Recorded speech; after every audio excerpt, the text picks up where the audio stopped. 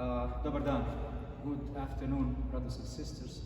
We are in St. Sherbal Maronite Eastern Rite Catholic Church, and I used to use their chapel. We used to run their chapel for three and a half years. We had an Orthodox mission, and I love those people.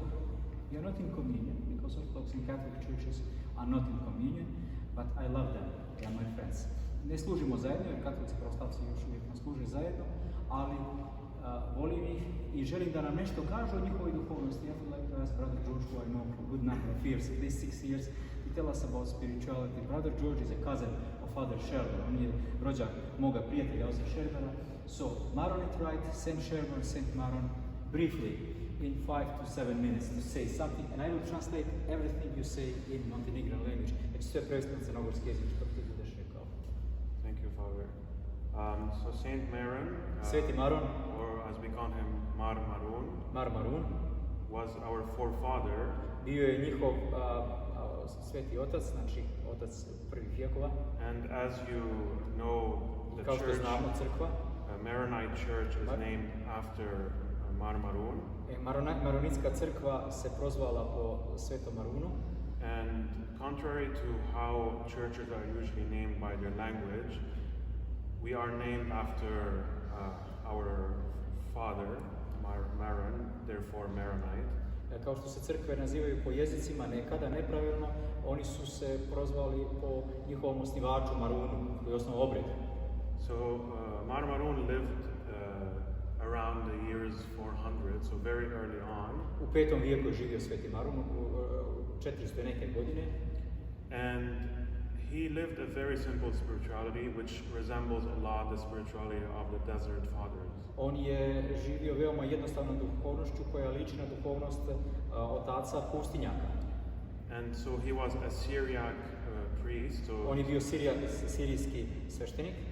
and a lot of people followed him in the desert and fell in love with the simplicity of his life. Mnogi ljudi su ga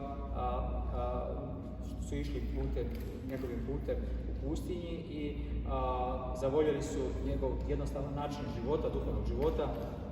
And in this way, Na taj način his followers founded a church njegovi pratioci su pronašli crkvu after his spirituality, but of course a church, one of the churches of the Catholic churches. i to je jedna od obreda katoličke crkve koja slijedi njegovu duhovnost. And so the Maronite Church is one of the very few who did not separate from the Catholic Church and remains till today standing with the Catholic Church. To je jedna od crkava koja se nikad nije odvojila od katoličke crkve i sastavni dio katoličke crkve. And throughout the years, many monks followed the same spirituality, and we have Saint Charbel, modern saint of the late 1800s. I također imamo mnogo monaha, oni idu tim putem. Imamo svetog Šarbela, to je monah 18. stoljeća, znači 18th century, right?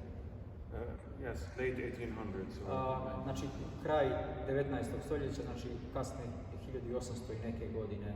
and just like our father Maron, Saint Charbel lived a very monastic life and actually became a hermit in the end of his life. On je živio veoma usamljeničkim monaškim životom i na kraju je sam bio usamljenik ili hermit. And he also today is very known as a sort of miracle healer. On je danas poznat kao iscijeljitelj, čudotvorni iscijeljitelj.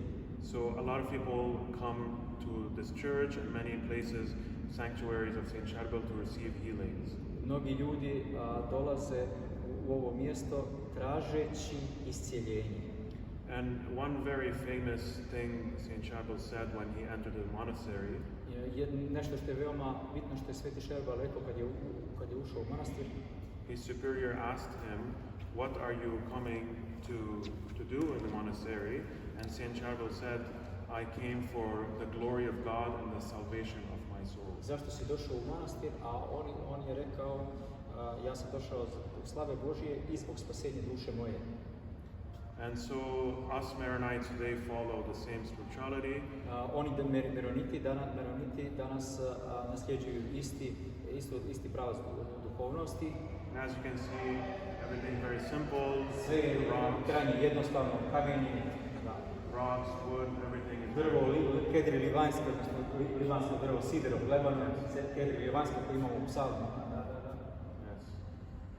Beautiful cross, crucifix here. Yes, as we are in the season of the Holy Cross.